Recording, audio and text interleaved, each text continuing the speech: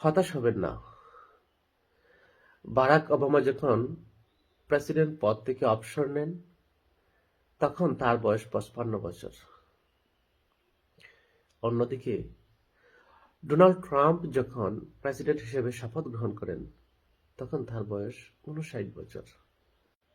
ঢাকায় যখন সকাল ৬টা বাজে, লন্ডন তখন রাত ১২টা।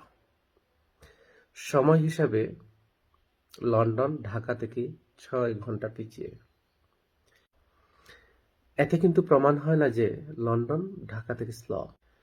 পৃথিবীর সবকিছু আপন গতিতে এবং নিজ সময় অনুযায়ী চলে।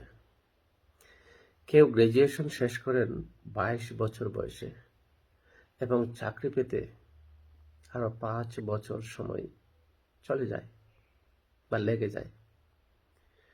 আবার কেউ গ্রাজুয়েশন শেষ করেন ২৭ বছর বয়সে এবং চাকরি ঠিক এর পরের দিনই পেয়ে যান। অনেকেই ২৫ বছর বয়সে কোম্পানির সিইও হয়ে ৫০ বছর বয়সে মারা যান। আবার অনেকেই ৫০ বছর বয়সে কোম্পানির সিইও হয়ে ৯০ বছর বয়সে মারা যান। কেউ ৩৩ বছর বয়সে এখনো সিঙ্গেল।